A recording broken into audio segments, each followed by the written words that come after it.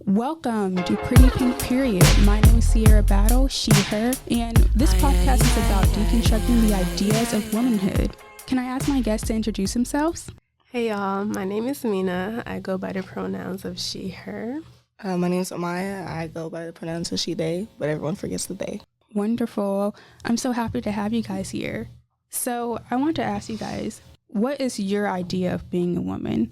Now, for me personally, I thought it was always just like literally the title of this podcast, being pretty, the color pink, and having a period. But so far, as someone who has basically gone through at least 19 years of life, I realized it's not just that. There's so much more to like discuss about being a woman and how it's not just confined into those three simple things that we are literally giving at birth. I don't know about y'all's parents, but my Black religious parents are secretly homophobic.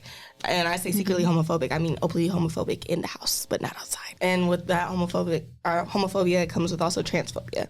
So they'll try to spark up questions like, oh, what's the definition of a woman? Knowing that I'm like openly queer. And so when it comes to that, I always say that's not for me to define, because it's not for me individually to define, because I think it's more than just, it's a abstract thing, being a woman. It's not concrete. It's not something that you could feel, that you could touch, that you could see. Womanhood comes in like many different forms, whether you're trans, cis, whether you're non-binary, but you feel like you align with the social construct of what a woman is. So Exactly. I say my upbringing most definitely influenced what I thought a woman was. So I grew up in a household where it's a lot of women. So it's pretty much predominantly women. My grandmother, she was all about fashion, all about etiquette and things like that. So I honestly assumed that being a woman was pretty, like you said, pretty, know how to clean, know how to cook, basically know how to take care of a person, know how to nurture a person. But what I've learned as a woman is really knowing how to take care of yourself in all environments. For me specifically, I had an issue with school.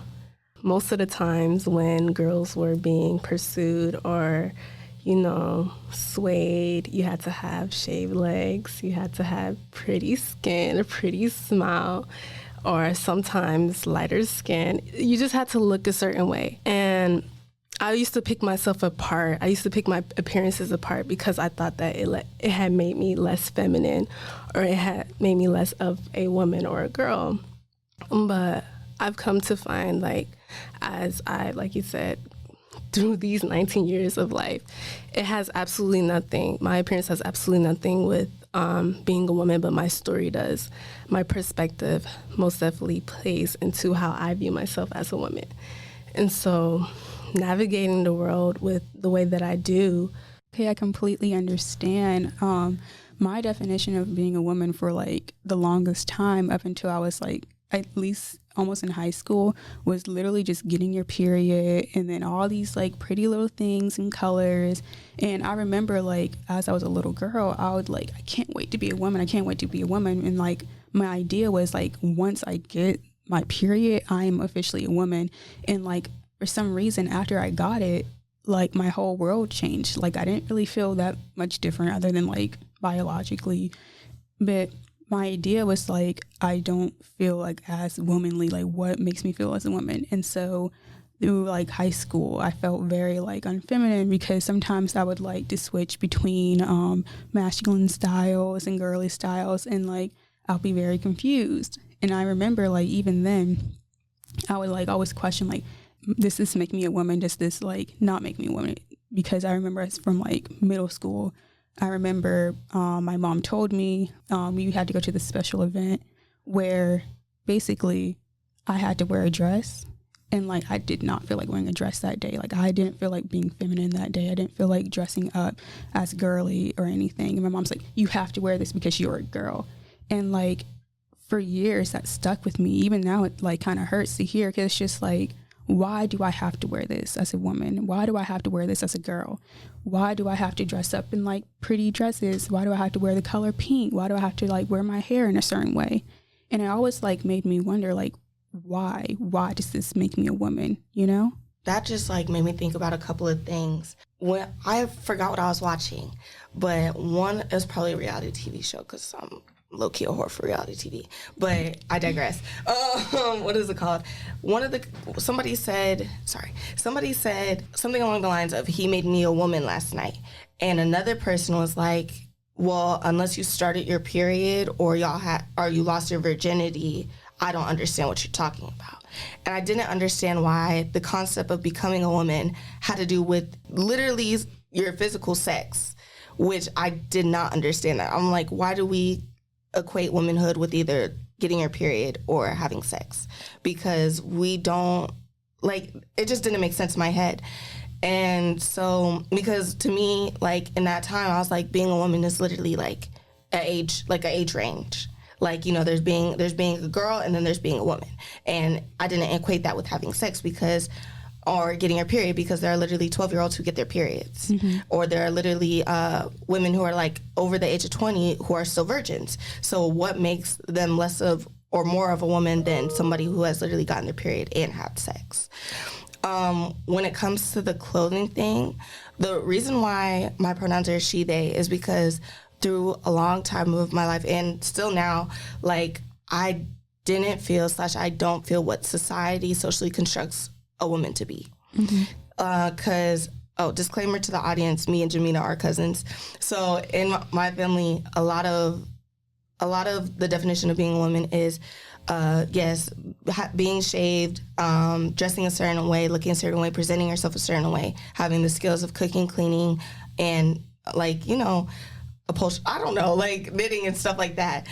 Things that you would equate with womanhood, bearing kids, and, you know, being small, docile, and not very loud or cursing or any of that.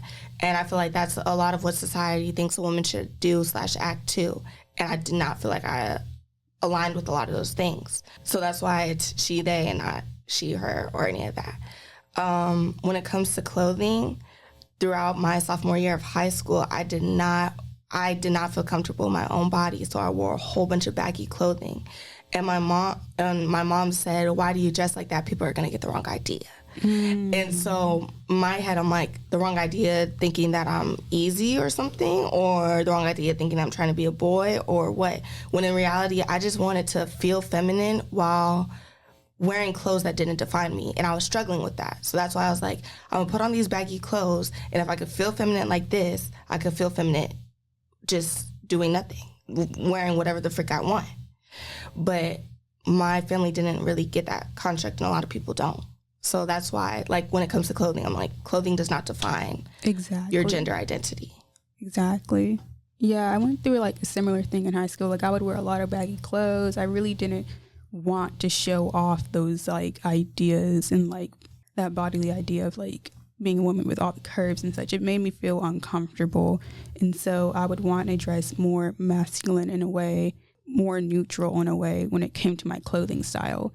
Some days I would dress a little feminine and such, but like a lot of days I would dress more neutral because I felt more comfortable that way. And it did kind of hurt to hear sometimes, to hear like, oh, why are you dressing like that? Why are you trying to dress like a boy, basically, for my mom or like any other family members? Because like outside of that, like I have two sisters, they dressed in like the really pretty clothes, the more girly clothes as well. And so when I wasn't dressing like my sister, it would be like, why, you know? Mm-hmm. For me, being feminine is being comfortable, like you guys have been saying, with the way that you dress, how you feel within your body. You very much have to be comfortable in who you are, no matter what you're wearing, no matter where you are, who you're around. As long as you're comfortable, as long as I'm comfortable within myself, I do not have any issues with my femininity. As I said, I'm going to keep going back to the way that I was raised. But my upbringing, like, it really did shape who I was as a person. But despite that, my story, like my perspective, has shaped who I am as a woman, if that makes sense. For example, around like 2018, I moved in with my auntie. And my cousin, she was a senior in high school, and I was just a freshman. So she wore like all the pretty clothes and all the she got all the attention and stuff like that. But like that wasn't where my mind was headed. But I most definitely seen where everyone or how everyone reacted towards her versus me, who was just like y'all said in baggy clothing and stuff like that. And so, although that was like the reality of the situation, or not the reality of it, but I don't know how to explain it. That was the setting of the situation. But back at home, like when me and my cousin were talking, like it had her who she was as a woman had nothing to do with what she wore. It had nothing to do with the attention that she had received, but most definitely her upbringing and how she was raised. And we were all raised, this is on my mom's side, we were all raised by my grandma. And my grandma, she really stressed, she's a church lady. She's a minister. So not only did she stress the word of God, but she just stressed, how do I say, keeping yourself poised, yes, but more mentally than physically. Like you have to be mentally tough. You have to be mentally resilient in a way, because society is not, it's not open towards everyone. It's not open towards like people like us, if that makes sense. Like, what's people like us? Black. I'd say black. That brings a really good topic. Society always, like, we have this closed lens. I wouldn't say we as Black women, but like society has this closed lens of like what femininity is and what being a woman is, only through the point of view of like white women. Yes. And they always say like, oh, she's so aggressive. Or like a specific type of Black woman. Yes. Yeah. What is it called? So I'm going to just say this because I believe that, like, you know, gender identity and sexuality go hand in hand. The viewers cannot, or the listeners cannot see what I'm wearing right now, but I'm wearing a mini skirt and a tank top. But the thing is, I think I did a little TikTok challenge. What is that TikTok challenge called? I don't know what that's called. It was like a majorette type TikTok challenge. And my mom was like, I just don't understand. You're so feminine. And I was like, my aunt was literally there, and she's like, what do you mean she's so feminine? And I'm like, yeah, what do you mean by that? Because I'm a very feminine person. It's just, if you don't know me, you might assume that I'm a masculine person because I have a girlfriend. But my girlfriend has nothing to do with my gender identity. What is it called? I feel like a lot of people label being queer as like, try to put you into a box of what your gender identity might be, and might see that because you like girls, you must be more masculine, but that doesn't really have anything to do with my gender identity. When it comes to being a Black woman, that also works against people who identify as feminine, because yes, people equate femininity with being white, being skinny, being small, being docile, which is like, please deconstruct why you think like that, because I know a lot of bigger women are seen as masculine for some reason. They're made fun of while over-sexualized at the same exact time. What is it called? And then there's darker skinned women who, you know, they're automatically going to be made masculinized because of how our society was built on white supremacy. And the closer you are to a certain shade, the closer you are to being feminine. Or the closer you are to a certain shade, the closer you are to being masculine, which is not true. Wow. Sorry, I just talk a lot. No, that's really amazing. Yeah, I really like that. Mm-hmm. Would you like to say anything on colorism being the only dark-skinned woman in the room? That one right there, I'm not gonna lie. I've been avoiding that for the longest. I hadn't really thought about it when I was younger. I was like the only Black person. Like it had nothing to do with light skin or dark skin. I was the only Black person. So my experiences are a bit different with that. As I'm not gonna say I haven't really experienced colorism like that, but not in the education system or whatever like that, because I was always in a predominantly white school, and it was just Black people, no matter your skin color. You're just Black to them. Yeah. Now, it's different when you're in a predominantly Black school. So it was a little, I don't know, it was definitely for me, like, I felt like I didn't really have a presence especially in school, there's like only certain things that are important to teenagers, right? Well, it was a little different for me and my friends, but if you wanted to fit in, you know, you had to look a certain way. You had to, I'm not gonna say certainly think a certain way, but the over-sexualization, I'd say, was a big theme, especially in school. And I say school because, y'all, that's literally all my life has been about. Like, I do not go outside. I just go to school and go home.